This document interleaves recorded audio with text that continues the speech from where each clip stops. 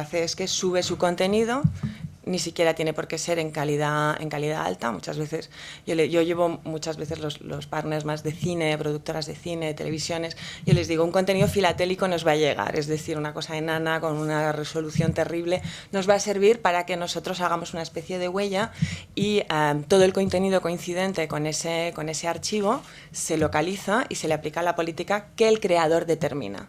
El creador puede determinar que eso se monetiza, es decir, que se sirve publicidad contra ese contenido en favor del creador, o puede determinar que se bloquee. Otra remesa de cifras rápidamente sobre cómo funciona esta herramienta. Hay 5.000 partners que usan Content ID actualmente y hay 400 años de vídeos escaneados cada día en la plataforma. Esto lo que indica es que realmente es, de hecho, es la única herramienta que existe en el mundo que permite este nivel de control. No digo protección solamente, porque la protección va por delante. Es decir, lo que os he dicho, evidentemente se puede bloquear, pero se puede hacer más cosas. Y por eso a nosotros nos gusta más hablar de control. Es decir, YouTube no tiene la capacidad, como plataforma que es, de decidir a quién pertenece cada uno de los contenidos que se suben. Les recuerdo, 100 horas por minuto. Pero sí ofrece esta herramienta que lo que permite a los creadores es identificar su contenido y aplicarle la política correspondiente. Esto es lo que les decía, que creo que ha hecho que YouTube llegue a las cifras mareantes con las que comenzaba, y lo que desde luego permite que, en concreto en la industria audiovisual española, YouTube se haya convertido en un impulsor del crecimiento de líneas suplementarias de negocio para la industria que nos ocupa, que en concreto es la industria audiovisual, con productoras bien conocidas que se meten en el negocio de la creación para YouTube, o incluso de la agregación de creadores, o players también muy reconocidos en la industria, como por ejemplo Ejeda, que trabaja con estos sistemas para ayudar a todos los productores de cine a controlar el copyright de sus películas. Y esta es mi intervención. Muchísimas gracias, Melanie, por tu intervención muy interesante y muy concisa, como te habíamos pedido al principio. Ahora es el turno de Leonardo Nascimento, que nos va a contar los secretos de Deezer España. Es el director general. Okay, muchas gracias. Para mí es un honor estar aquí. Quería contar un poco mi experiencia personal. Yo durante mucho tiempo trabajé en la industria musical. Mi formación empezó en Sony Music, después pasé a Universal Music y tras 7 años di el paso al otro lado del negocio, a pasar a una plataforma digital. Entonces me resulta muy interesante este tipo de discusión, porque muchas veces lo que noto es que el negocio tradicional le cuesta mucho entender lo que está pasando de verdad, porque muchas veces nos preocupa más mantener el negocio que había que entender lo que es lo que nos pide el público, qué es lo que está pasando en el mercado, e intentar buscar esa comunicación y esa conexión con el mercado. Porque al final, por más ley que podamos generar, por más discusiones que podamos tener, si no conectamos con el público, que al final quien nos va a consumir, es una batalla perdida. Entonces yo creo que partiendo de esa base es muy importante intentar entender y fluida. Entonces yo creo que hablamos de educación antes, que Mariano lo expuso de manera brillante, pero yo creo que la educación es mucho más amplia. No estamos hablando solo de la educación del mercado. Yo creo que también tenemos que hablar de la educación de la propia industria y de los propios políticos. ¿Por qué? Porque muchas veces nosotros estamos agarrados a lo que conocemos, pero somos incapaces de intentar mirar un poco fuera del cuadrado y entender lo que está pasando y ver la posibilidad de negocio.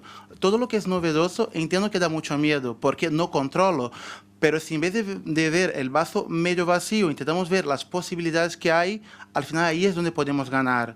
Entonces, primero, para empezar, entender qué está pasando y buscar las posibilidades, porque pienso en música. Un ejemplo muy claro fue Napster. Hace 10 años, un poquito más, cuando empezó Napster, la industria de donde vengo yo lo vio como una amenaza y fue a por él a cerrarlo, pero no se dio cuenta que había una base de datos ya creada, gente que ya estaba acostumbrándose a consumir contenido de otra manera. Si en aquel entonces hubieran comprado Napster y montado el negocio a su manera, otro gallo cantaría hoy. Lo que pasa es que esa desconexión entre el público y la industria pasó lo que pasó, y hoy en día, cerrado Napster, otras soluciones aparecieron donde ya no había manera de controlar. Y educación también yo creo que pasa a través de los políticos, porque muchas veces estamos hablando de leyes que a lo mejor vamos a hablar de la copia privada, pero el mercado ya no va hacia copia. Hoy en día estamos hablando de streaming. Yo no tengo que bajar nada, ya no tengo que tener copia de nada. Yo accedo a un catálogo que está en la nube y escucho todo lo que quiero. Entonces, si estamos ahora hablando de una ley de copia privada, que ahora discutiendo va a salir dentro de 3 años, el mercado no sé dónde va a estar, es un poco una batalla perdida. Entonces, yo creo que lo primero de todo, educación no solo para el mercado, educación para todos. Entender qué está pasando de verdad e intentar conectar con ese público. Y otra cosa muy interesante es que nosotros de la música llevamos el primer palo, porque fuimos los primeros a sufrir toda la revolución industrial. Yo creo que las demás industrias no tienen que pasar por el mismo proceso. O sea, yo creo que si hablamos un poquito, yo creo que mucho del recorrido que tuvo la música, el vídeo y el libro puede saltarlo y ya ir directamente a una solución mucho más fácil, mucho más práctica, porque tras 10 años de caída, por fin vamos remontando. O sea, por fin salen soluciones. Durante muchos años no había una solución más cómoda que la piratería. Y la gente iba a la piratería porque lo tenía muy fácil, muy rápido, todo lo que quiere. Y ahora, por fin, hay plataformas digitales, hay oferta legal, donde lo que vendemos ya no es el contenido en sí, pero la comodidad de acceder a un contenido de una manera rápida, fácil, segura, donde quieras, cuando quieras y desde cualquier aparato. Entonces, por esa comodidad, la gente sí entiende que merece la pena pagar. Pero no porque yo digo que tiene que pagar, porque la gente ve un valor añadido a esa oferta que sí que merece la pena. Entonces, yo creo que todo pasa por un proceso de comunicación y de aportar valor. Solo por decir que tienes que pagar, la gente no lo entiende, porque lo tiene gratis. Y antes gratis, la pelea es muy difícil, porque por más que yo ponga mi servicio muy barato, al gratis no llego. O sea, una labor de educación y de concientización sobre todo. Entonces, ¿qué es lo que estamos haciendo nosotros desde Deezer? Yo creo que lo que pasó fue que las grandes revoluciones tecnológicas vinieron de la mano de agentes ajenos a la industria. O sea, si hablamos de iTunes, no venía del mundo de la música. Si hablamos de Deezer, Spotify, tampoco. Son empresas tecnológicas, o YouTube mismo, empresas tecnológicas que han venido con ideas frescas, con otras propuestas y que al final lograron su objetivo, que fue la gente lo entendía y era lo que demandaba. Entonces yo creo que hoy en día todo pasa por volvamos a comunicar con nuestro público, volvamos a entender lo que nos está pidiendo, porque si no, la batalla está perdida. Y una cosa también que me impacta mucho en España, yo soy brasileño, ya llevo bastante tiempo aquí, y todavía me impacta la riqueza cultural que hay aquí en España. Es un país, si se lo compara a Brasil, es un país pequeño, pero Cataluña no tiene nada que ver con País Vasco, con Andalucía y con Madrid. Es un país que tiene dentro varios otros países, que cambian todo, desde su música, su arquitectura, su idioma, su manera de vivir. Y eso también lo que hace es generar una producción cultural muy intensa, que la marca España es cultura. España es muy conocida por su cine, Almodóvar, Amenábar, Bardem, Antonio Banderas, por su música, ¿sabe? Flamenco, y ese es un valor que hay que protegerlo, ¿sabe? Pero protegerlo de manera inteligente. Yo creo que si nos damos cuenta del tesoro que tenemos aquí y lo bonito que es, y todo lo que nos puede traer de beneficio, pero hay que saber trabajarlo y hay que saber venderlo. Y entonces yo lo que veo ahora mismo, mucha gente habla de crisis, ¿no? Que el mundo se acaba, que todo va muy mal, pero yo sinceramente veo la crisis como una oportunidad de innovar, porque ya no hay nada que perder. Entonces busquemos soluciones nuevas, buscamos mirar fuera del cuadrado, porque yo creo que ahí es donde tenemos posibilidad de remontar. Intentar mantener el estatus del pasado es el camino más rápido para que eso se acabe. Yo creo que, o sea, ya que la cosa está tan mal, veamos como una oportunidad de crecer y de innovar. Y pues nada, yo creo que lo más importante es como apoyar a los emprendedores, la gente que tiene las ganas y la ilusión de buscar soluciones y que la música sigue tocando y el cine y los libros y el contenido, porque al final sin cultura yo creo que la vida no tiene ninguna gracia. Muchísimas gracias, Leonardo, por tus reflexiones y por darnos esa visión de la crisis como oportunidad, que es una reflexión muy importante. Como importante seguro que son las reflexiones que nos va a hacer ahora Enrique Ruiz, que es el director de propiedad intelectual de Microsoft. Gracias, Enrique, cuando quieras. Muchas gracias, Jorge, y buenas tardes a todos. Yo quería empezar mi intervención comentando que España tiene ahora mismo una oportunidad enorme en el terreno del software. Tiene una oportunidad enorme de convertirse en una de las mecas de Europa del software y convertir la creación del software y la venta, la comercialización del software en uno de los principales motores de empleo que podríamos tener en el país. Dejadme primero presentarme, acabar de presentarme completamente, y es que además de director de propiedad intelectual de Microsoft en España, soy presidente recientemente nombrado de la BSA. BSA es la Business Software Alliance, es una sociedad multinacional que se dedica a la defensa de la propiedad intelectual de las empresas de software. Y soy presidente de la Comisión de Software de AMETIC. AMETIC es la Asociación Española de Empresas de Electrónica, Tecnologías de la Comunicación, de Tecnologías de la Información y Contenidos Digitales. Bueno, el conjunto de estas asociaciones engloba la gran mayoría de las empresas de software en España, y estas son, en nombre de ellas, son las que tengo el placer hoy de hablar aquí. Pues bien, volviendo al punto inicial, y tal como adelanta la prestigiosa consultora Gartner, el mundo de las tecnologías de la información, el sector de las aplicaciones y de los sistemas de software es el que se prevé con mayor crecimiento en los próximos años. Ya estamos hablando de un sector ya de por sí, tecnologías de la información con mucho crecimiento. Software es el que más. Por encima de la venta de dispositivos de teléfonos móviles, que nos suenan a todos, ordenadores, tablets, por encima de los servicios dedicados a telecomunicaciones, por encima de los servicios de infraestructura e integración de sistemas. Bueno, como sabemos, ahora mismo los dispositivos, la diversidad de dispositivos, ha generado un boom en el mundo del software, y ahora encontramos software por todas partes. Tenemos software desde el tradicional ofimática que usamos en nuestro ordenador, ahora mismo ya en tablet. Tenemos software para la última app para nuestro teléfono móvil, desde el complejo software de control de un aeropuerto hasta la mini app que puede tener un reloj digital ahora mismo, de los inteligentes que ya están en el mercado desde hace tiempo. Bueno, podríamos decir que en tecnología todas las innovaciones tienen en el software un componente crucial. Además, cuando hablamos de software para consumo de usuario final, el diseño visual ha cobrado muchísimo protagonismo.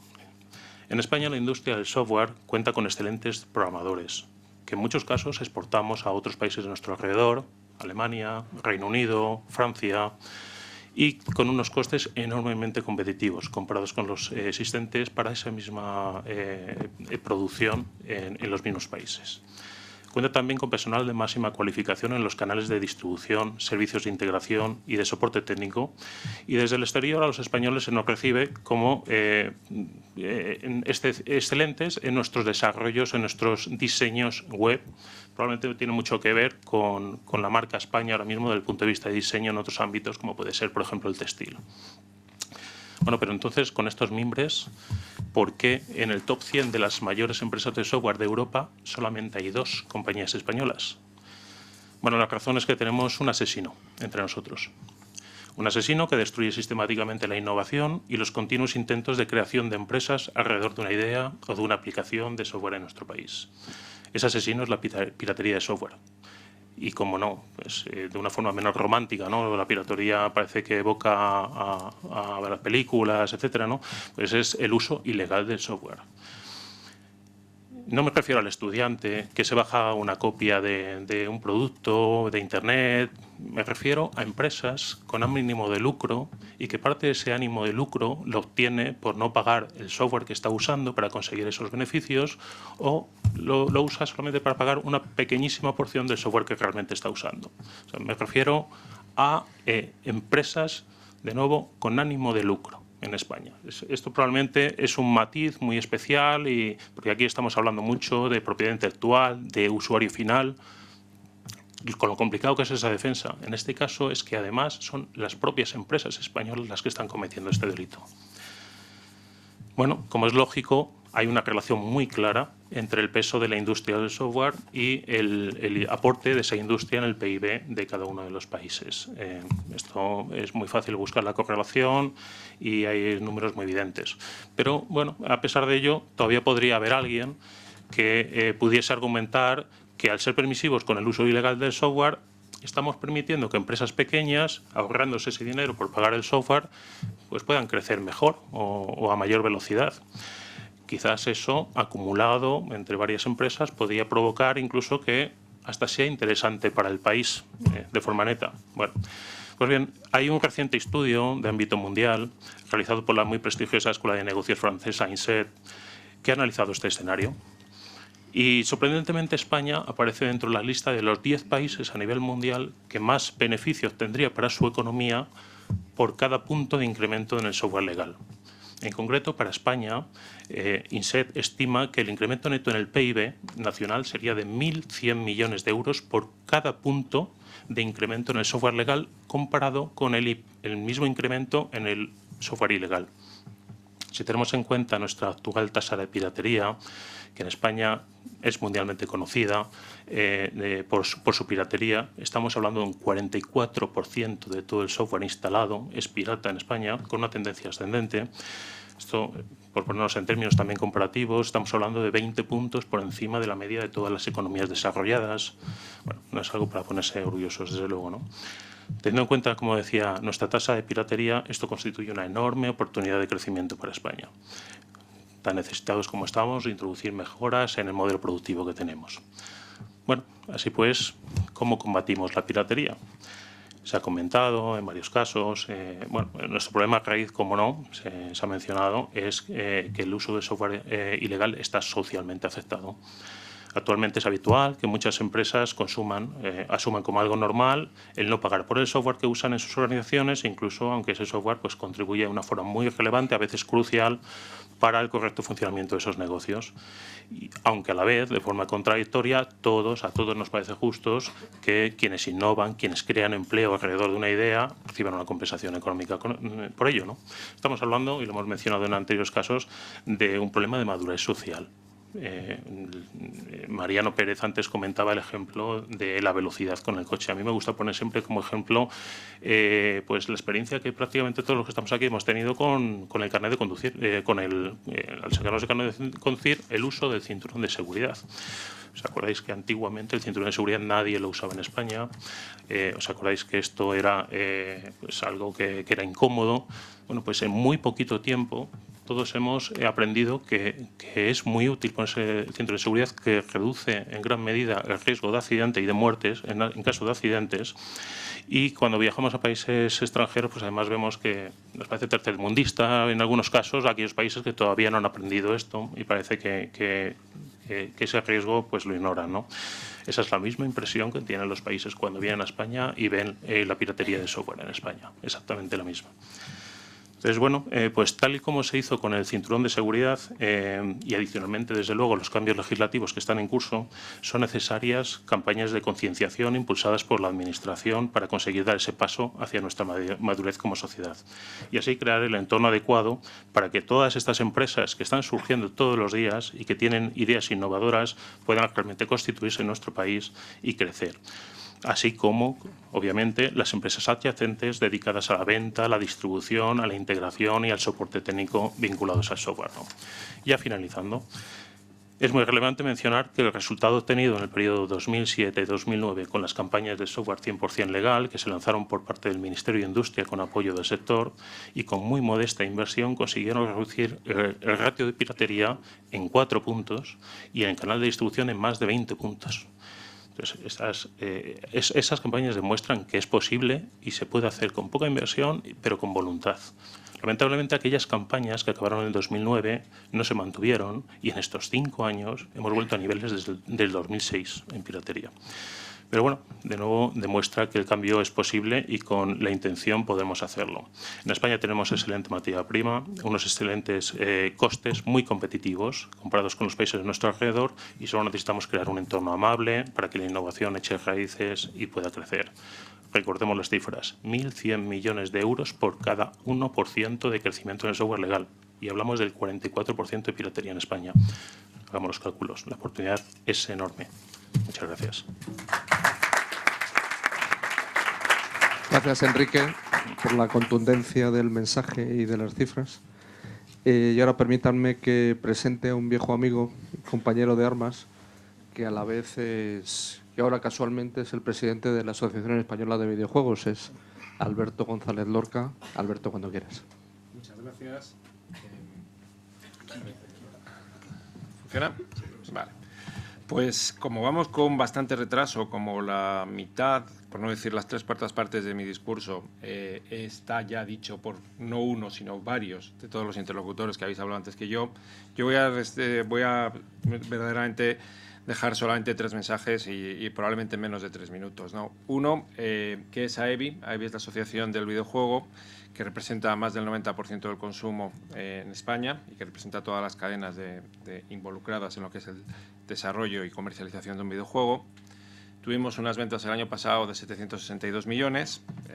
Somos el 4º mercado en Europa en consumo, y en desarrollo, suscribiendo lo que decía Enrique, estamos por debajo del 20º. Es decir, tenemos una discrepancia clarísima entre por qué nuestros consumidores se gustan de nuestros productos y por qué no somos capaces de generar una cadena de valor que sea capaz de generar empleo. Los estudios más pesimistas en torno a los videojuegos dicen que nos vamos a duplicar como mercado en los próximos 5 años. Dicen que en España se podrían generar del orden de 3.500 empleos directos de valor añadido en nuevas tecnologías. Y francamente estamos perdiendo estas oportunidades por la piratería, tal y como todos habéis dicho, ¿no? Hoy somos en torno al 1,2, del 1,2 a 1,6 del PIB, todo el mundo dando cifras, que es lo que José Manuel nos había pedido que trajéramos, pero claramente podemos crecer para estar en el entorno de nuestros países a los que tenemos que mirar: Francia, Alemania, Inglaterra. Francia y Alemania, por ejemplo, Francia, el 25% de los empleos generados en los últimos 5 años tienen que ver con nuestro entorno de nuevas tecnologías, software de entretenimiento, etc. Estamos hablando de países sin paro, o con un paro o con unas tasas de paro muy distintas de la tragedia que estamos viviendo en el nuestro. Entonces, la oportunidad que estamos viviendo es que la miremos como la miremos, se está pasando, ¿no? Estamos, yo creo que en el último vagón del último tren para poder llegar a ser un país competitivo en términos de nuevas tecnologías, y como no espabilemos, de verdad yo creo que podemos perder este tren. Y lo podemos perder porque una de las cosas que tenemos como marca España es que somos piratas.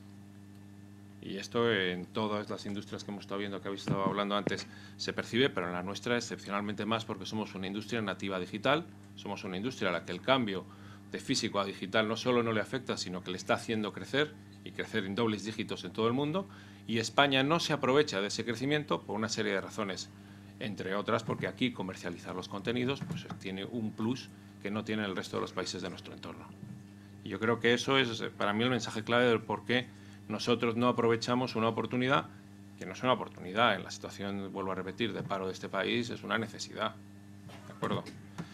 Y creo que nada más, sinceramente, todo lo demás, suscribiendo todo lo que los demás habéis dicho, para mí se resiente en, tenemos una legislación de propiedad intelectual o un proyecto de legislación de propiedad intelectual que parecía o que generó muchas ilusiones en algunos sectores, en el nuestro por lo menos, que hoy no ha producido los resultados que tendría que haber producido.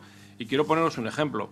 Antes, mientras estaba interviniendo otra persona, habéis hablado de Juego de Tronos, y resulta que hay un último capítulo de Juego de Tronos que se ha lanzado al mercado, que se ha puesto en el mercado hace una semana. Bueno, pues metiéndonos en un buscador, que no voy a nombrar porque estaba por aquí,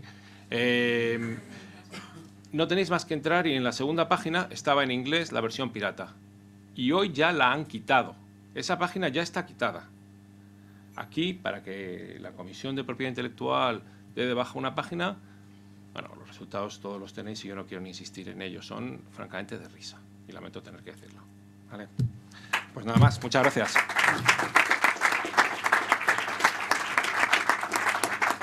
Muchas gracias, Alberto, por tu concisión. Y ahora damos la palabra a Neo Sala, fundador y CEO de Doctor Music Concerts, uno de los grandes promotores de grandes conciertos en España. Neo, cuando quieras. Hola, buenas tardes.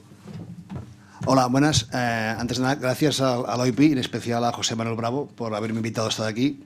Como decían, soy el fundador de Doctor Music Concerts y durante los más de 30 años que llevamos organizando conciertos en España hemos podido ver todo lo que ha pasado en el mundo de la música desde una posición de barrera, por decirlo de alguna manera.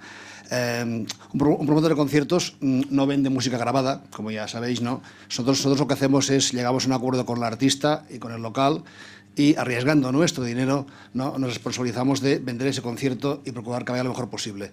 Si todo va bien, pues todo el mundo contento, más o menos se llena, es lo que esperamos, ¿no? Y si va mal, bueno, pues y no se llena, perdemos nuestro dinero. O sea, es un trabajo de alto riesgo.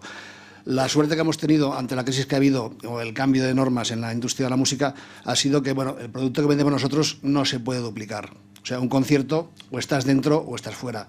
Y esto me di cuenta ya muy pronto, me recuerdo en el 89, con Paul McCartney en el Palacio de Deportes de Madrid, en la calle Goya. Estaban todas las entradas vendidas, el antiguo, el que se había quemado, estaban todas las entradas vendidas y 2 horas antes estábamos con el manager dando vueltas por el local, viendo cómo se organizaban los accesos y había mucha gente sin entrada, la reventa haciendo de agosto. En aquella época Paul McCartney traía una producción que se empezaba ya a colgar altavoces del techo, que antes la gente lo amontonaba a los lados y limitaba mucho la visión lateral. Y total que, bueno, cuando estuvo montado, pues se vio que quedaban unas 200 entradas que con una visión lateral de lado se podían ver. Y bueno, el buen hombre me dijo, oye, hay mucha gente que quiere entradas, hay mucha reventa, vamos a vender 400 entradas más. Y yo le comenté, hombre, estas entradas son visión lateral, es muy restringida, no se ve tan bien. Y me contestó, peor se ve desde fuera. Entonces, claro, allí me di cuenta que realmente tenemos un producto que la gente, o sea, o estás dentro del concierto o no estás. Entonces, la piratería a nosotros nos ha afectado, bueno, yo diría que muy poco. Evidentemente, se ha hablado mucho pues, de proteger al autor, de evitar la piratería. Estamos totalmente de acuerdo. O sea, el autor ha de estar protegido porque sin creadores no hay música que vender ni hay conciertos que organizar. Pero bueno, en mi opinión me gustaría sumarme un poco a la visión más optimista que ha hecho, ¿cómo es el nombre? Leonardo, que has hablado tú, ¿no? De que estamos en un momento de crisis y toda crisis es una oportunidad para un renacimiento. Entonces hay que saber, yo creo, sin olvidar lo que hemos dicho, que el autor pues hay que respetarlo y ha de percibir pues lo que le corresponda, y al creador hay que protegerlo también, pero o sea, no podemos estar entrando en un círculo vicioso de la piratería, los malos, no se pueden poner barreras al monte. O sea, es evidente que la gente joven, sobre todo, no quiere pagar por la música o quiere pagar muy poco. Y esto, antes ha habido una presentación aquí que salían unas cifras de lo que opinaba la gente joven. Esto es una realidad. Entonces, las campañas de educación están muy bien, pero a mi modo de ver, los ejemplos no son análogos. O sea, fumar o ir a la autopista 200 o llevarse el cinturón conlleva un aumento del riesgo de muerte. Esto es demostrable y cualquiera lo entiende. Escuchar música, aunque sea gratis, no conlleva ningún aumento del riesgo de muerte. Con lo cual, por más que se lo expliquemos, a la gente joven no lo va a entender. Yo, no sé, por otro ejemplo más ilustrativo, yo estudié en un colegio religioso hace muchos años. Se insistía mucho en que no nos masturbásemos. Vamos, el índice de aceptación fue bajísimo. O sea, que cuando claro, una cosa produce placer, es gratis, ¿no? Y como escuchar música, es que es muy complicado, ¿vale? Entonces yo, en este sentido, veo mucho mejor, pues mucho más inteligente lo que ha hecho Spotify. Spotify, todo el mundo habla ahora de que tiene 10 millones de usuarios que pagan. Pagan poco, pero pagan. Yo me pregunto, ¿tendría 10 millones de usuarios si no hubiese entendido que había que dar música gratis, aunque fuese poniendo publicidad? Porque ahora en total son 40 millones, o sea, hay 30 que no pagan. Pero hay 10 que sí que pagan. Entonces, claro, si seguimos aferrados a que la gente pague, a ver, creo que la historia de la humanidad demuestra que cuando los pueblos no quieren algo, es muy difícil imponérselo. Entonces, bueno, y ahí está el reto, ¿no? En cómo respetar al creador y al mismo tiempo darle, digamos, a la gente lo que quiere. Y bueno, desde mi posición de promotor, yo le venía dando vueltas pues a ver qué se puede hacer en los conciertos, ¿no? Para llevar la experiencia digital, ¿no? Para llevar el mundo digital al mundo real, porque el concierto es una cosa muy real de estar allí, ¿no? De hecho, paradójicamente, el mundo digital fue el primero, nuestro sector fue el primero que recibió el mundo digital. O sea, mucho antes de la venta online, estuvo la venta de música online, estuvo la venta de entradas online. O sea, pasamos de vender un papel físico a empezar a vender por Internet y bueno, ahora masivamente se vende todo por Internet. Con lo cual, entramos allí y ahí nos quedamos, porque no hemos podido duplicar más. Luego, bueno, han habido varias aproximaciones a cómo hacer esto, ¿no? Hay una manera que es, pues, integrar, o sea, llevar la experiencia del directo al mundo digital a través del streaming de conciertos. Pero esto, bueno, se está haciendo, pero no parece que acabe de gustar. Y yo creo que es por lo que explicaba antes de Paul McCartney, o sea, la gente quiere estar dentro. O sea, ver un concierto por streaming, hoy por hoy, tiene muy poco sex appeal. Ver la final de la Champions en Canal Plus, en casa de unos amigos, tiene más gracia, ¿no? Pero ver un concierto en un ordenador, cuando todos sus amigos tienen la entrada y están allí, es muy poco sexy. Entonces, de momento, hasta que no haya unos medios de reproducción, no sé, con 3D o más tecnología, yo creo que el streaming no es la manera de llevar el digital a la experiencia en vivo. Lo que sí que se puede hacer, a mi modo de ver, es llevar el digital adentro del concierto. A ver, me explico. O sea, todo el mundo que va a un concierto lleva un smartphone. ¿Qué se puede hacer con esto?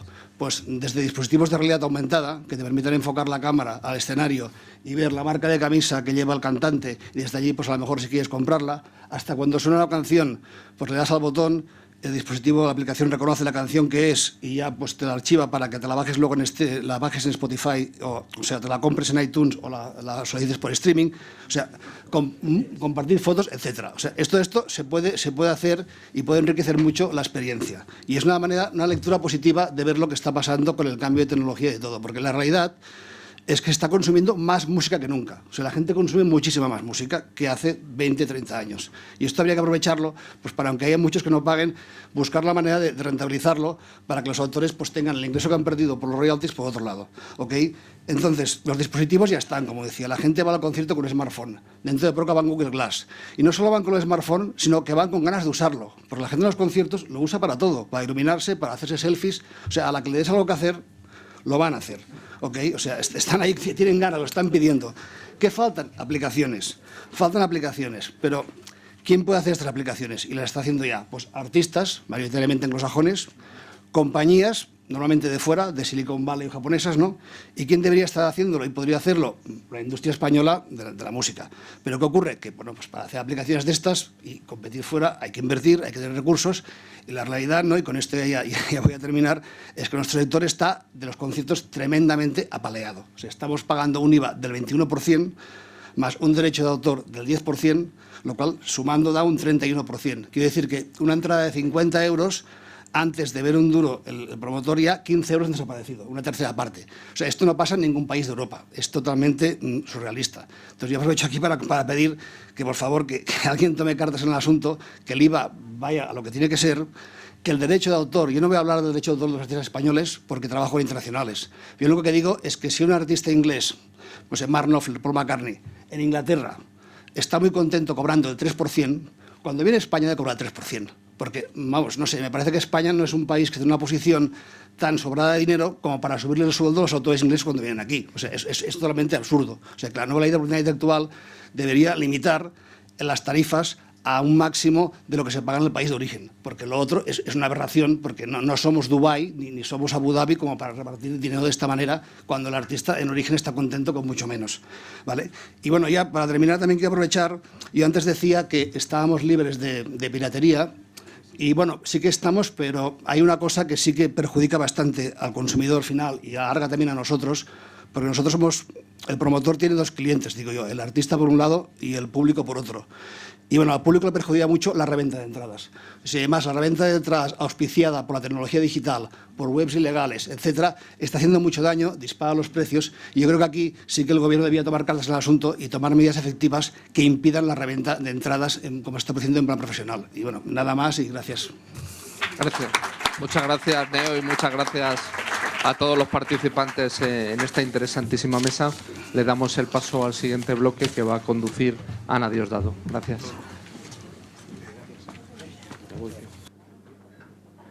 Hola.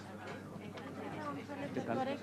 Mi hermana de Eduardo Ercoreca. ¿Qué tal está? Que como no te salude, luego hablé con él esta noche, me va a regañar. Dale recuerdos.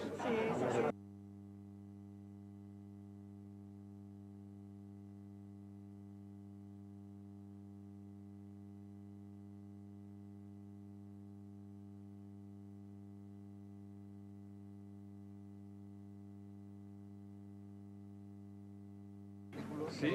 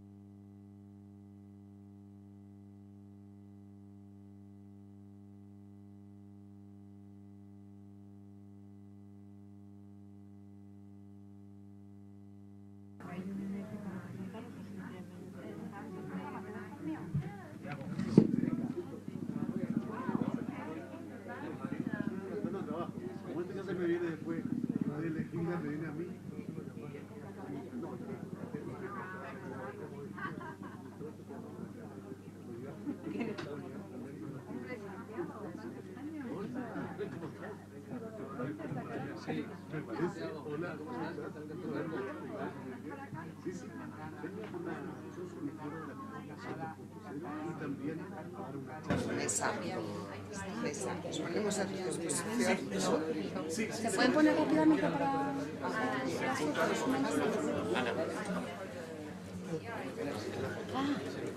Para la foto, parece.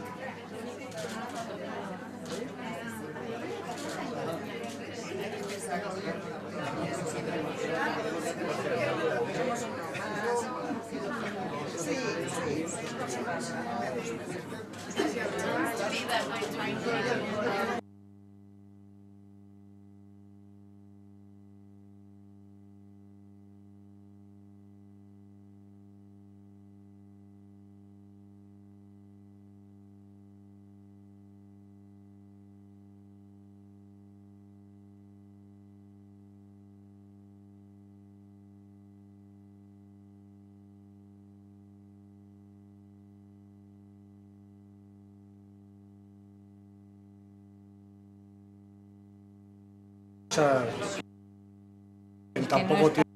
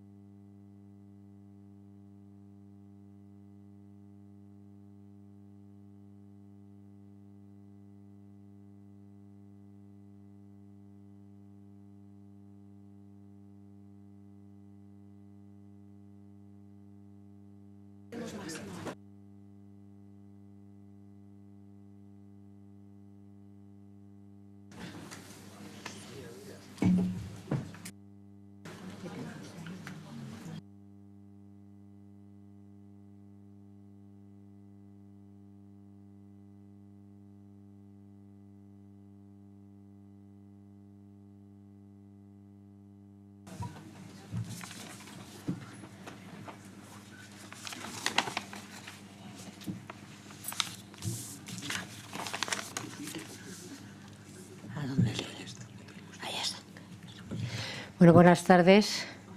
Gracias por su presencia a estas horas y después de una larga jornada. Y en vista de que lo bueno dos veces breve, dos veces bueno, voy a ser lo más breve que pueda y a presentar a las personas que nos acompañan esta tarde y que nos van a contar lo práctico, lo tecnológico, lo más breve que puedan. Primero, como no, a don José Luis Acosta Salmerón, guionista y presidente de la Sociedad General de Autores. Don José Luis. Bueno, el título es Valor estratégico de las industrias creativas. Quería recordar, antes que nada, que el mayor valor de cualquier industria creativa, cualquier industria cultural, el origen del valor y lo que tiene valor realmente es el autor.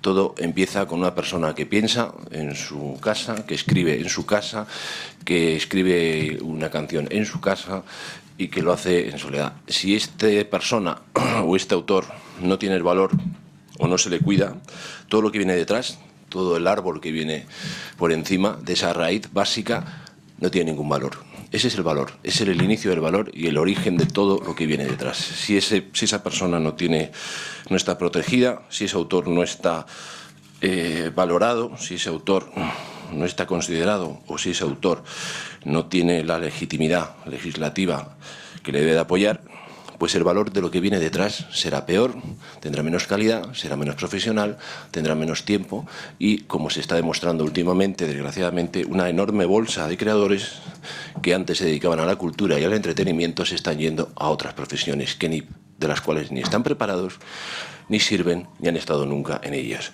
Ese es el valor estratégico, el primero, el principal de la cultura. Por otro lado, también me gustaría reseñar que la actividad cultural es actividad económica, que parece una cosa muy sencilla, una ecuación muy simple, pero que parece que no se entiende. Aquí en esta mesa varias personas han dado unas cifras tremendas, pero tremendas, de miles de millones, de cientos de millones de euros, de subida del PIB, por un tema como la piratería. Es inaudito que estemos hablando de más de 3.500 puestos de trabajo, unas cantidades desbordantes de dinero que se pierden si no se asume el tema de la piratería con suficiente energía y, sin embargo, la Comisión Segunda de la Propiedad Intelectual, que está hecha y hay una ley, un anteproyecto de ley que está en el Parlamento de Propiedad Intelectual, Hacienda le ha dicho ya a Cultura que no tiene dinero ni presupuesto para ser eficaz esa ley contra la piratería. Si no hay dinero que pueda hacer que una ley funcione, esa ley no tiene ningún sentido. Si no entendemos que el valor económico de la industria, de la cultura, que es un valor real, si no entendemos, como se ha dicho en Francia, por ejemplo, que la segunda posibilidad o la segunda vía de crecimiento que tienen los franceses para salir de la crisis son los contenidos. Si no entendemos que Europa tiene un enorme potencial de creación, de cultura, de contenidos y que las mayores posibilidades de crecimiento y la mayor posibilidad de índice de riqueza y de creación de empleo en Europa es la cultura, entonces hay un problema. Hay un problema estratégico, hay un problema de política, hay un problema institucional y aquí echo la culpa a todos los partidos y en esta casa que nos acoge, en esta sagrada casa que nos acoge en este sentido.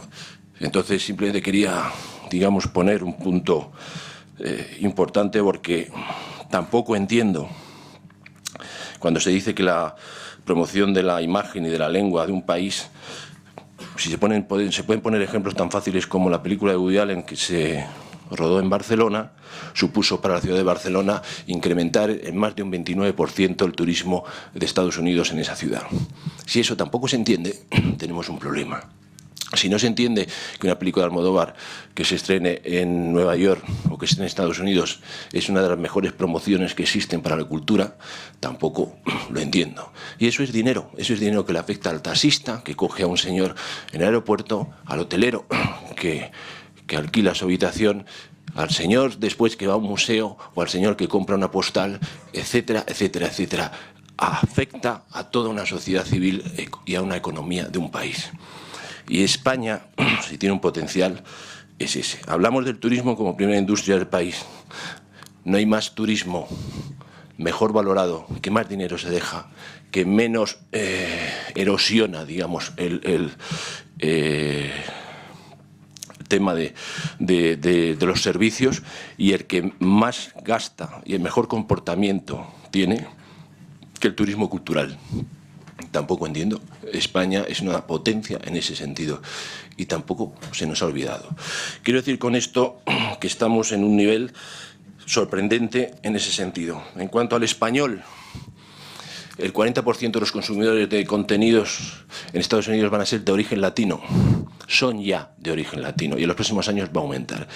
Tenemos una potencia a nivel de contenidos, y en ese sentido la RAE tiene mucho que decir porque es la primera sociedad de gestión del mundo con ese potencial, y nos hacen una ley donde desabastece de valor, desabastece de recursos legislativos a una parte importantísima. Nosotros estamos hablando de una sociedad, en este caso me toca hablar de las GAE, con 114 años de historia, con el mayor patrimonio artístico y musical en castellano, en español del mundo. Representamos a más de 25, 26 entidades de gestión en Latinoamérica y somos mucho valor en Europa y en todas otras entidades internacionales por el castellano. Y además tenemos todo un enorme potencial como país de gente que va a consumir música, contenido en español en el mundo, y con un país que es el primer consumidor de contenidos del mundo, que es Estados Unidos. Eso es, estamos hablando de estrategia política, institucional, a un gran nivel, a nivel importante y básico. No se pueden hacer leyes para intentar desabastecer esa estrategia en el futuro. No lo entiendo. Pero bueno, esperemos que en el trámite parlamentario, en este proceso de ley de propiedad intelectual, mejoren las cosas. Estoy convencido que hay unas ganas en ese sentido por parte del Gobierno de intentar llegar a acuerdos, y esperemos que así sea. Os voy a poner unos datos encima de la mesa, voy a ser muy rápido, pero estos datos creo que son muy significativos en el sentido de qué poderío, digamos, tiene la cultura, la creación en español en el mundo. Y no hay mejor cosa para entenderlo que poner sobre la mesa unos datos. La masa, por ejemplo, en las que ha demostrado en los últimos años una evolución positiva en lo que es participación de socios extranjeros. Se ha pasado de contar en el año 2006 con 2.935 autores a pasar en el 2013 con más de 4.000, lo que supone un incremento del 40%. En música estamos hablando de que en nuestra sociedad hay personas como artistas, como Maná, Julieta Venegas de México, Juan Luis Guerra, Michel Camino de República Dominicana, Caetano Veloso, o los herederos de Vinicio de Moraes de Brasil, o Silvio Rodríguez y Pablo Milanés de Cuba, o Carlos Bautes de Venezuela. En el audiovisual, gente como Juan José Campanella, Adolfo Aristain, Michel Refo del Reino Unido, o los herederos de José Saramago. Gente como Les Luthier o Alicia Alonso, etcétera, etcétera. Nosotros tenemos un incremento de socios procedentes de América Latina de más de un 70% desde 2006 al 2013. El número de autores de Estados Unidos también ha crecido de 207 en el 2006 a 352 en el 2013. Y así podíamos seguir en ese sentido a dar muchísimas más cifras. Otra que os puedo dar para que sepamos y demos un panorama claro de por dónde van los tiros en el consumo y en el aprecio y en el valor que tiene los autores en castellano de nuestro país. Desde 2006, la recaudación procedente de los mercados internacionales ha pasado de 24,6 millones a 25,7 en solo 2 años. Ha crecido más de un 11%. Nuestros mayores, digamos, proveedores de recaudación por orden son Argentina, Francia, Estados Unidos, Alemania, México, Italia, Portugal, Chile, Colombia y Holanda. Con todo esto es significativo el pico de crecimiento constante y permanente que tiene el castellano, el español, en la industria, en el mundo del ámbito de la cultura y de los contenidos. Nosotros estamos generando ahora mismo mucho más empleo y riqueza que la industria agroalimentaria. Y me gustaría saber que hicieran una comparación, cuando ustedes quieran, de lo que reciben de ayuda del Estado, la industria agroalimentaria y la industria cultural. En otras palabras, contribuyamos a generar otro modelo productivo para nuestro país diferente al que nos ha llevado a esta crisis económica tan profunda. Aquí quisiera también mencionar que no regular el mercado financiero ha supuesto lo que ha supuesto y el resultado ha sido una salvaje crisis económica. Eso ha sido no regular el mercado financiero. Ahora tenemos de repente un mercado digital que no quieren que se regulare, que no haya regularización ninguna. Y se está pidiendo a gritos que no se regularice. Yo creo en el Estado y estoy en una casa que me ampara en estos momentos, que es sagrado para mí, porque creo que el Estado es un buen invento, porque hace leyes, nos hace convivir, nos hace poder llegar a acuerdos, nos hace que los débiles puedan estar protegidos, nos hace regular mercados, regular relaciones. Es un buen invento el Estado. Cuando no hay regularización y estamos sufriendo esto, puede ser una barbaridad, y ha sido una barbaridad. La no regularización del mercado financiero ha supuesto la barbaridad que ha supuesto esta terrible y salvaje crisis. Si nosotros dejamos que el mercado en la red, y eso no es control, es regularizar, suceda lo mismo, tenemos un grave problema. Solo el 4% de lo que genera el mercado digital de contenidos llega al autor. Solo el 4%. Es tremendo. Si eso no se organiza, se regulariza, se empieza a pensar sobre ese mercado que tiene graves problemas, tendremos un grave problema dentro de muy poco, porque es muy fácil el entendimiento. Si el autor no tiene dinero para crear, si el autor se debe dedicar a otra cosa que no es crear, el autor finalmente tendrá una única solución: dedicarse menos tiempo, ser menos especialista, dedicarse a otro trabajo y por lógica, y eso Ana lo sabe mejor que yo, el autor necesita horas de trabajo, el autor necesita estar ahí haciendo su trabajo para crear una obra, el autor necesita tiempo y además durante ese tiempo no cobra, porque nada más que cobra cuando esa obra se da a la luz. Si en ese sentido el autor no está protegido, no tiene el dinero y no se valoriza, finalmente eso será el fin. Y digo fin de la creación y fin del contenido con un nivel mínimo de calidad. Y cuando Europa y España pierda calidad porque sus autores no tendrán dinero para poderse mantener, pues tendremos un gravísimo problema y no estaremos aquí hablando de cifras, estaremos hablando de desastre. Ni habrá industria, ni habrá valor estratégico de industrias culturales, ni habrá nada que decir, porque el contenido será malo, no habrá profesionales que se puedan dedicar a ello y no habrá dinero para ello. Si nosotros nos regularizamos y empezamos a pensar que hay muchos frentes abiertos y el primer frente, vuelvo al origen de todo esto, es que el autor tenga el valor, el real valor que necesita y que se precisa, y por eso creo que es bueno, y le agradezco a José Manuel la invitación, es bueno estas jornadas, es bueno recordar que los derechos de los autores son lo que hace posible todos los pilares de lo que estamos hablando. Esto no tendría sentido si no hubiera unos señores creando. Como no tengamos eso claro en la cabeza, se acaba. Y estamos hablando de mucho dinero, de mucha riqueza, de mucha creación y de vida. Porque al fin y al cabo lo que nos rodea en el arte y la cultura no es otra cosa que vida. Pues nada más, muchas gracias.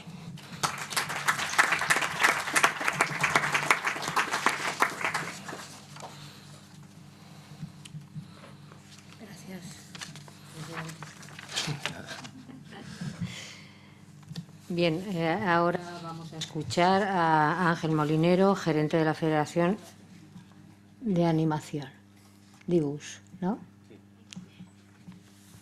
Hola, buenas tardes. Yo no sé si os voy a hablar de otra cosa distinta a lo que se ha venido hablando aquí. Bueno, sí os voy a hablar de los problemas que tenemos nosotros en animación con propiedad intelectual, pero quizá desde otra perspectiva, ¿no? Bueno, primero por contaros qué es el sector de la animación. Tampoco lo tenemos muy claro porque pertenecemos a muchas industrias. Estamos en la industria audiovisual, somos cine, somos tele, estamos en los contenidos digitales, tanto en lo que es la parte web como otro tipo de plataformas. Pero también somos videojuegos, tenemos mucha presencia en lo que es videojuegos, tenemos muchos efectos especiales, pero también somos otra cosa, y ahora os hablaré de ello.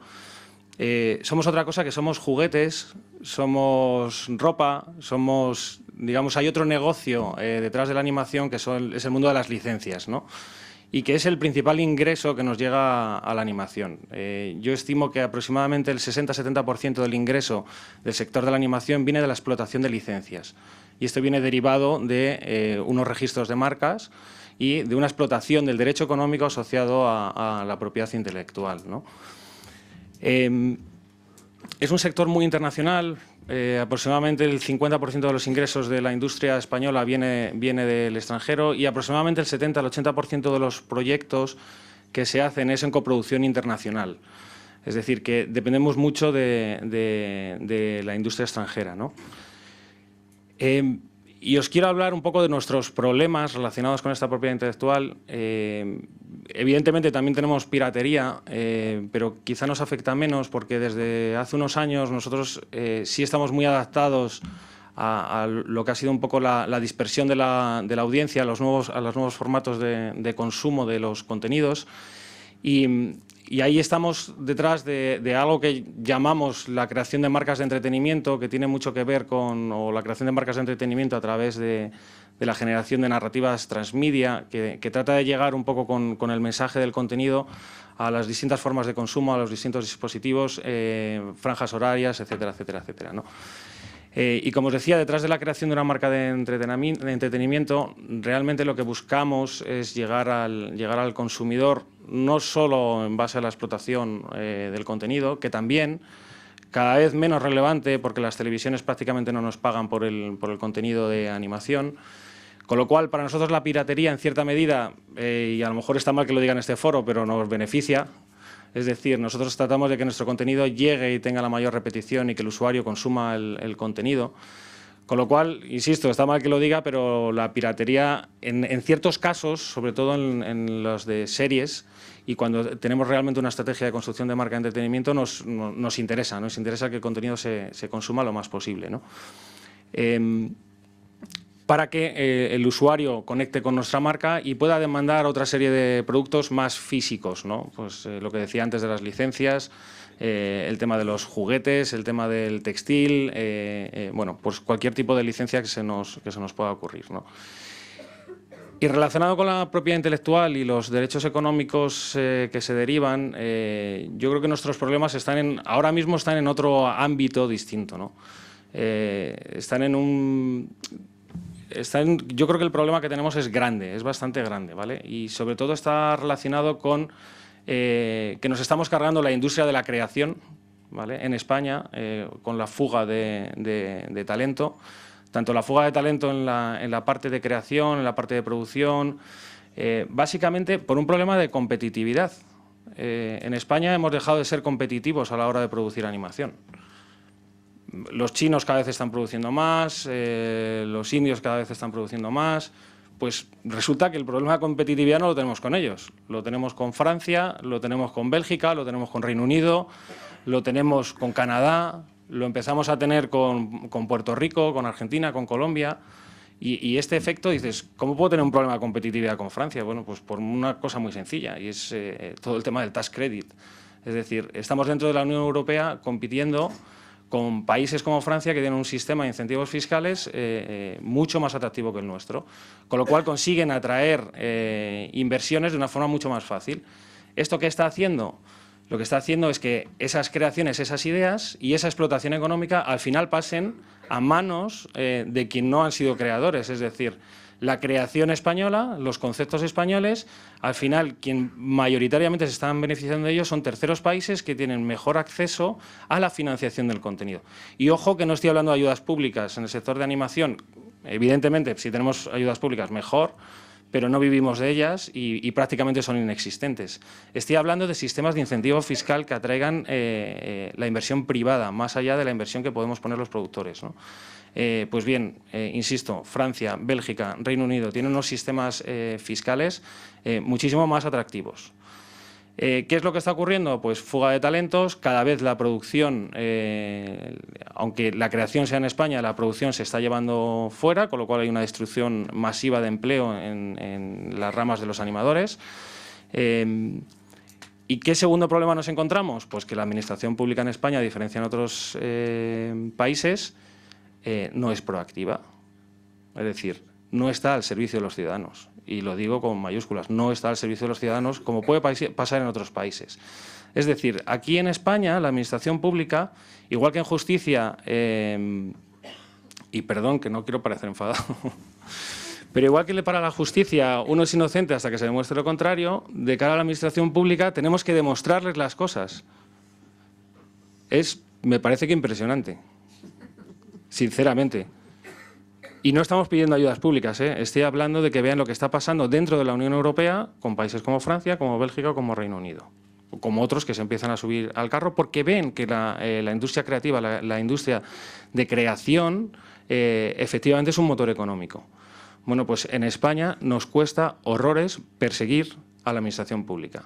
Reuniones infinitas, son todos encantadores, he de decirlo, reuniones infinitas con un montón de gente, de este pasa a este, de este pasa a este. De hecho, en España, en el tema de animación, hemos pasado de partir de cultura hemos partido de industria, y ahora ya estamos en el último estadio, que no sé, estoy hablando de los últimos años, y estamos en el último estadio que nuestro amigo debe ser Hacienda. Nuestro amigo debe ser Hacienda por el tema de incentivos fiscales. Y ahí es donde está el futuro del sector. Otro problema derivado, más pequeño, entiendo, pero que también es sangrante, es el problema de Televisión Española.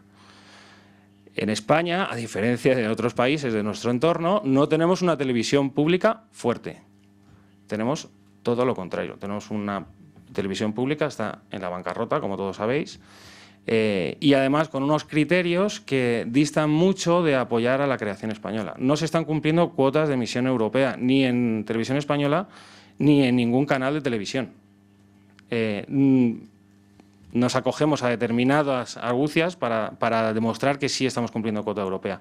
De una forma práctica, de una forma realista, de una forma intentando cumplir el objetivo de la ley, no se está cumpliendo con las cuotas de emisión europeas. Y lo digo porque es así. No se están cumpliendo las cuotas. ¿Qué es lo que hace el Ministerio?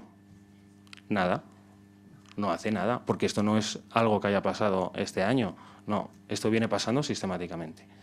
Entonces, perdonar que os haya contado nuestros problemas, creo que tienen que ver con la propiedad intelectual, y es que nos estamos cargando y tanto la creación, porque fuga de talento, y por otro lado nos estamos cargando la explotación económica de la propiedad intelectual. Nos la estamos cargando porque el beneficio se lo están llevando terceros países, que es donde estamos acudiendo a producir y es donde estamos cediendo gran parte de la propiedad intelectual y los derechos económicos. Y nada más tenía que contaros.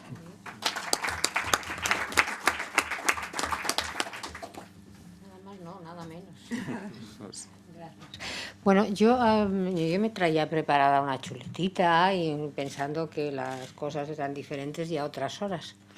Entonces, como ustedes son heroicos por seguir aquí, yo les voy a leer mi chuletita porque creo que es, primero porque la he traído y la verdad, ¿no? Y muchos de ustedes sí saben que yo soy de letras. Entonces, pues funciona. Es volver a cuál es el patrimonio del que estamos hablando. ¿Qué manejamos? ¿Qué tenemos? Todos lo sabemos decir de una manera más o menos coloquial, más o menos práctica, pero hay mucha gente que lo sabe decir de una manera gloriosa. Entonces, ¿qué he hecho yo? Pues copiar a uno para que veamos de qué estamos hablando, del idioma de 500 millones de personas. Son más, porque que hablan español son muchas más personas, es lógico, ¿no? Pero cuya lengua materna, cuyo poderío es el español. Este señor, que se llamaba Don Neftalí, me cuesta mucho decirlo, pero él nunca se quiso llamar así, se puso otro nombre, y todos lo conocemos por Pablo Neruda. Y dice unas cosas muy hermosas a este respecto y muy breves, son muy cortitas. Y así yo me quedo a gusto y lo leo, ¿no? Dice, todo está en la palabra. Una idea entera se cambia porque una palabra se traslada de sitio o porque otra se sienta como una reinita adentro de una frase que no la esperaba y que la obedece. Las palabras tienen sombra, transparencia, tienen de todo lo que se les fue agregando de tanta patria, de tantos raíces. 500 millones de personas. Y digo, son más. Son antiquísimas y recentísimas. Me he perdido, como ustedes podrán notar. Por donde... Sí, ya está, ya está. Qué buen idioma el mío, dice Pablo Neruda. Qué buena lengua heredamos de los torvos conquistadores. Por donde pasaban quedaba arrasada la tierra, pero se les iban cayendo de las botas, de las barbas, de los yelmos, de las herraduras como piedrecitas, las palabras luminosas que se nos quedaron aquí resplandecientes. El idioma. Salimos perdiendo, salimos ganando. Se llevaron el oro y nos dejaron el oro. Se llevaron todo y nos lo dejaron todo. Nos dejaron las palabras. Ese es el patrimonio que tenemos y que tenemos que defender con las nuevas tecnologías o con lo que tengamos que enfrentarnos. Yo he leído la frase que definía un poco esta charla, antes por lo menos, supongo que, y tú lo has explicado en el día de hoy y muy bien, la conquista de la red a través del español. ¿No? No, no te importa nada. Sí, ¿no? Aparte, no. En parte. Ah, en parte. En parte, por supuesto, porque son 500 millones cuya lengua materna, tan hermosa como dice este caballero, es el español. Y lo que tenemos que hacer para la conquista, una vez más la conquista, pero de otra manera, de la red, es usar el español como fuente, como patrimonio que defendemos. Eso es lo que quería, aparte de lucirme un rato leyendo tan mal como lo he leído, pero bueno, aparte de esa vanidad, quería recordar que el patrimonio es este idioma que tenemos.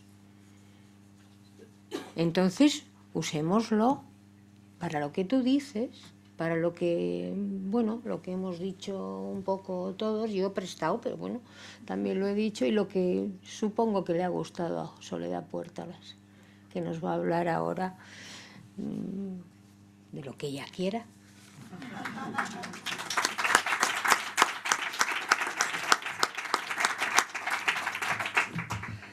Buenas tardes, muchas gracias Ana Diosdado y muchas gracias a la Asociación Cedro que me ha invitado a estar en esta mesa que defiende los derechos de autor, que es por lo que estoy aquí, ¿no? Yo soy una autora, soy una escritora, que bueno, yo ya no trato de ganarme la vida con esto, sinceramente, pero bueno, me ayuda, me ayuda. En fin, tampoco soy una novelista que sea de bestsellers, ¿no? Yo tampoco voy a la gran conquista de los grandes mercados, ¿no? Pero, en fin, en la medida en que escribo novelas, pues sí me gustaría, como es lógico, el ser valorada y tener mi pequeña remuneración. Si es menos pequeña, pues mejor. Bueno, son unas reflexiones acerca de todo esto. Los escritores oímos decir con frecuencia, sobre todo a nuestros gobernantes, que la literatura es fundamental en nuestra formación.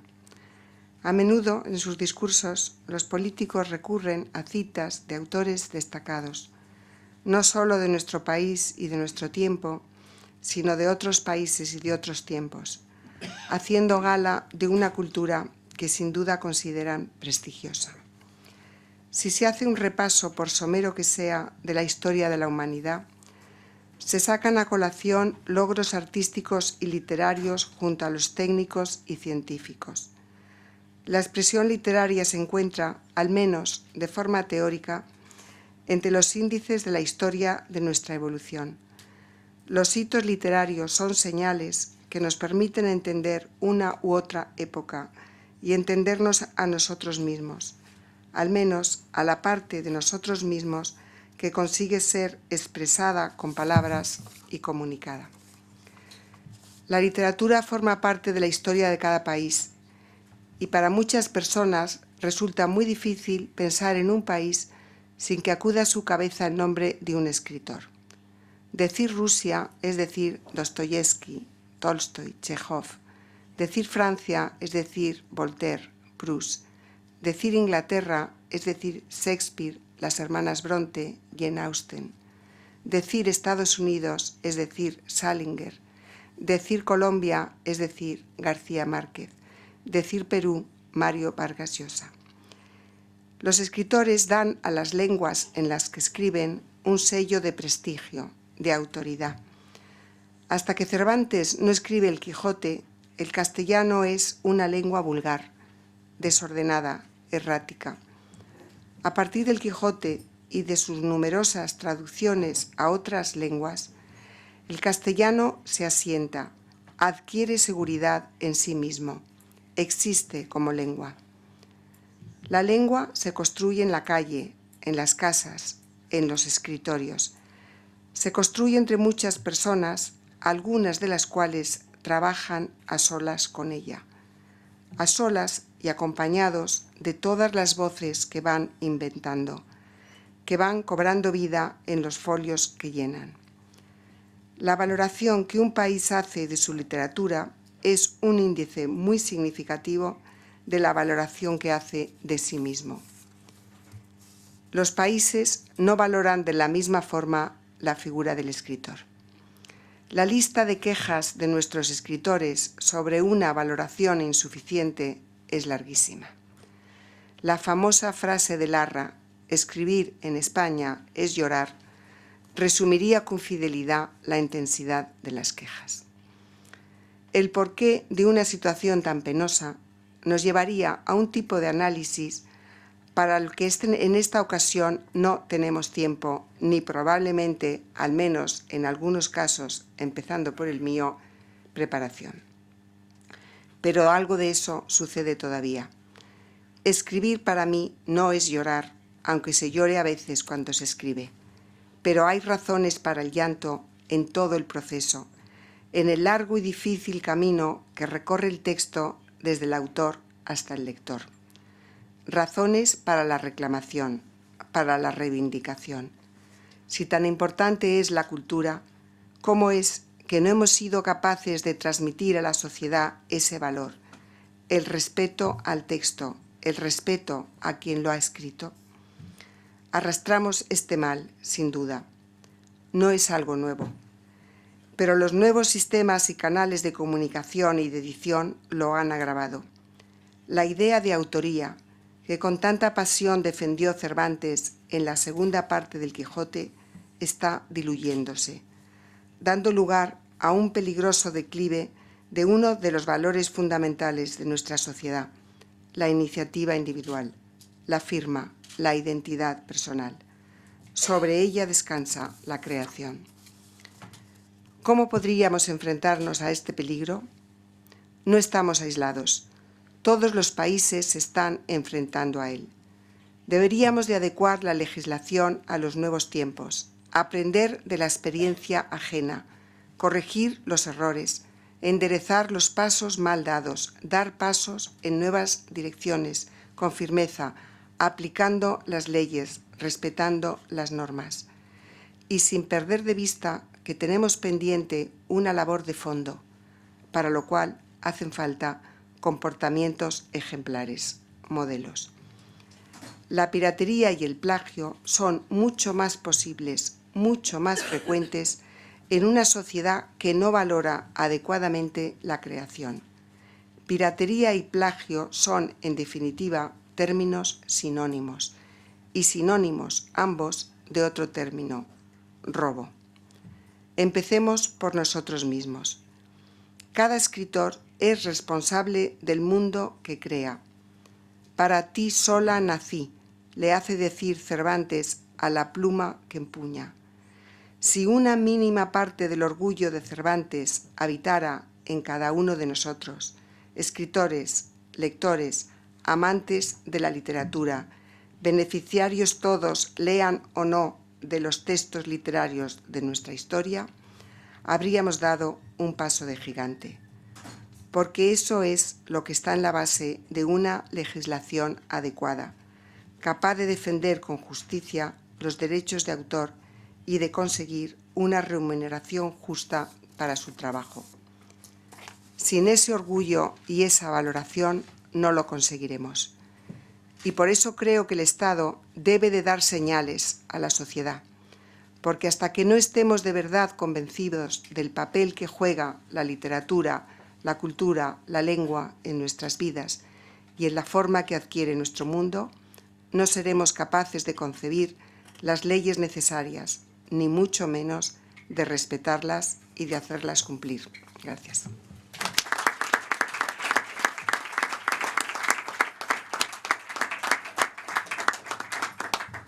Gracias, Soledad. Ah, claro, conviene. Muchas gracias por lo que acabas de decir, y yo puntualizaré que Soledad Puertolas acaba de expresarse en un idioma para 500 millones de personas y más. Bien, ahora vamos a escuchar a don Jaume Pagés, consejero delegado de Universia. ¿Lo digo bien? Muy bien, muchísimas gracias. También quiero sumarme a los agradecimientos, en particular a José Manuel Bravo, por invitarme a participar en esta interesante mesa. Y como os he dicho, vengo de Universia, que es una entidad precisamente creada en el año 2000, con el objetivo de conseguir una cierta presencia en la red en español. De manera que llevamos 14 años de experiencia y puedo, por lo tanto, aportar alguna experiencia vivida, ¿no? Y mi aporte intentará ser positivo y optimista, con matices, evidentemente. Universia agrupa 1.262 universidades hoy, de todo el ámbito iberoamericano. Tenemos presencia, tenemos universidades socias que están en los 23 países de Iberoamérica en los que se habla español o portugués. Sin excepción, en todos ellos tenemos alguna universidad socia, en la mayoría de ellos todas las universidades, en España, por ejemplo, todas, en Portugal, todas, en algunos de ellos una parte importante, y en cualquier caso, todas las universidades que son relevantes, digamos, o más relevantes de cada país, están en Universia, ¿no? Entonces, la experiencia, podría aportar otras, pero la experiencia que me parece que puede ilustrar mejor y complementar los aportes que aquí se hacen es nuestra iniciativa muy reciente, de hace hace un año y algo, de suministrar a las universidades socias una plataforma para que puedan subir cursos de los que se denominan cursos masivos, abiertos y online, en línea, ¿no? Se denominan los MOOC, ¿no? Nosotros somos, como he dicho, una sociedad que mantiene y crea una plataforma de Internet en español con la pretensión de publicitar y dar, proyectar la imagen del conjunto de las universidades iberoamericanas al mundo, ¿no? Bien, cuando nacieron las plataformas de cursos masivos abiertos online, esencialmente en el ámbito anglosajón y más concretamente norteamericano, y vimos cómo estaban evolucionando y creciendo, nos pareció que podría ser interesante ofrecer a nuestras propias universidades una plataforma que ofreciera la posibilidad de subir cursos por parte de sus profesores en español o en portugués. Y así lo hicimos, ¿eh? En febrero del año pasado, de 2013, lanzamos la plataforma que hemos denominado Miríada X, ¿eh?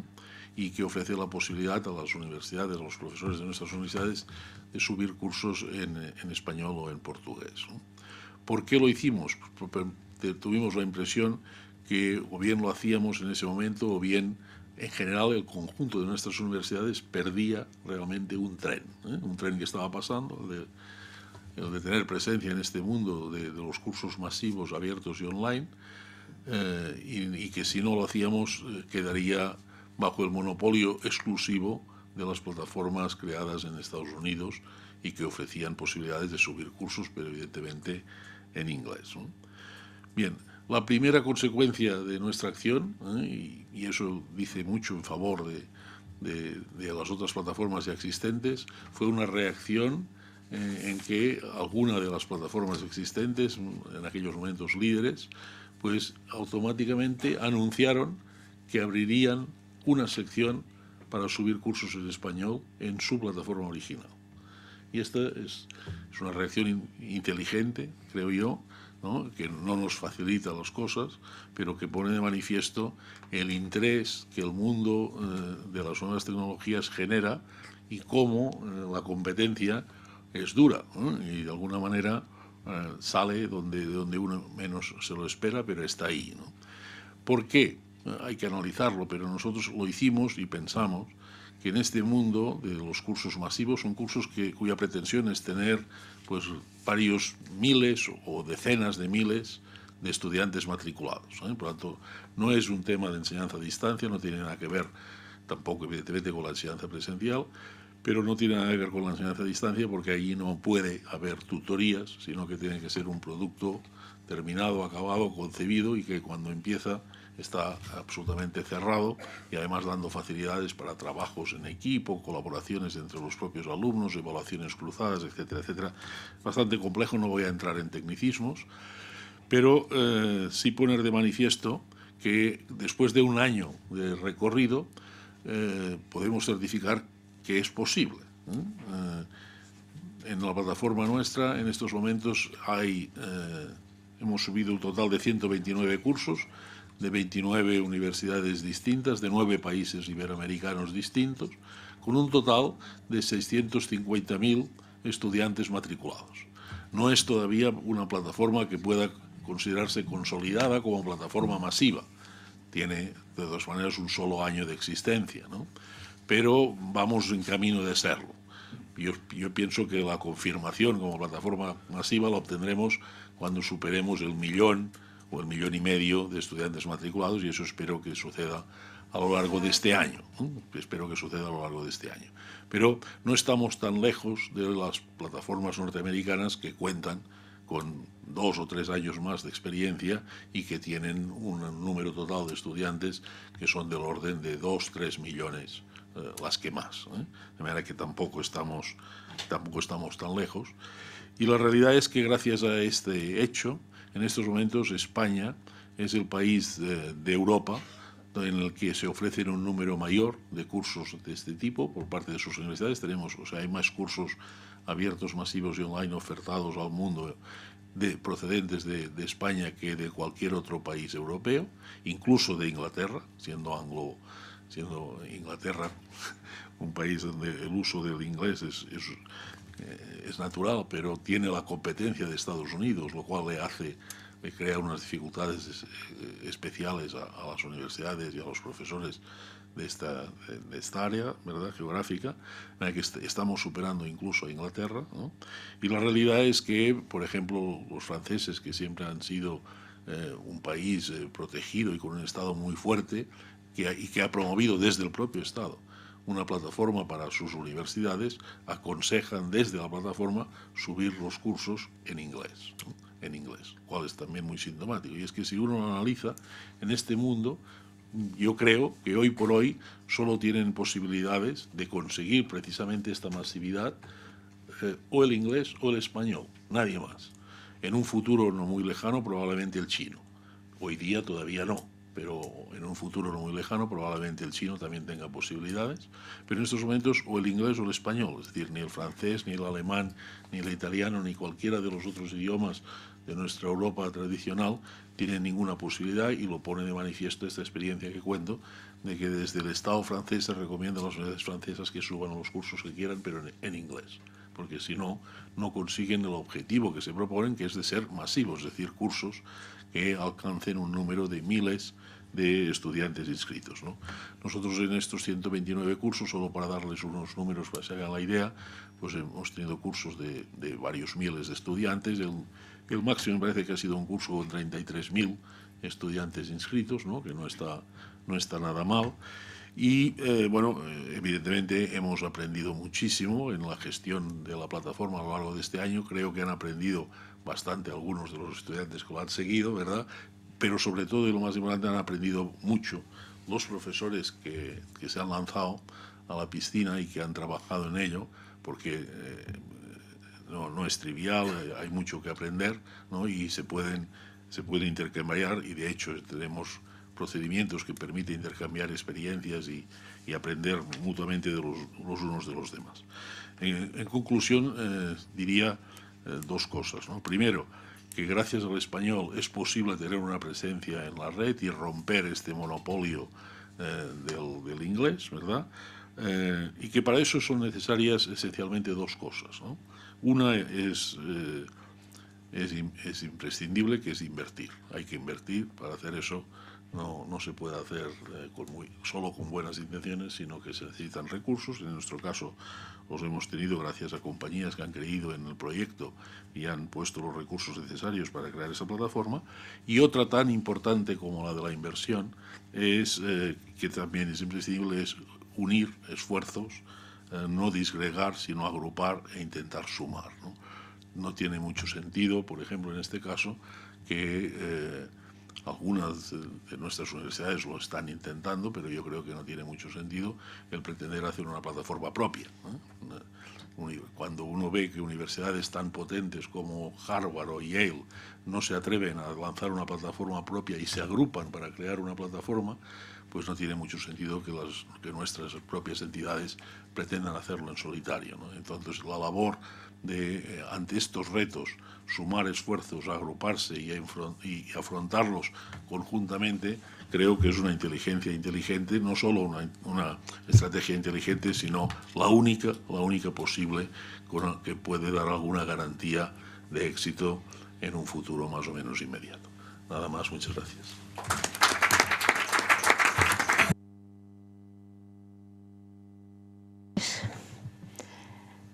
¿Habrá que apuntarse? ¿No? Muy bien. Ahora vamos a escuchar las palabras de don Miguel Ángel Sastre Castillo, vicerrector de Política Económica de la Universidad Complutense de Madrid. Muy bien, muchas gracias y buenas noches. ¿Ya? Y bueno, pues simplemente yo quería brevemente tratar de compartir algunas reflexiones también en defensa de nuestro idioma, del español, aunque van a ser pues mucho menos literarias que las defensas que han hecho Ana y Soledad, pero yo soy economista y bueno, pues me voy a apoyar en un aspecto más árido como son los números, yendo de lo general, el valor de lo que supone el español, el valor económico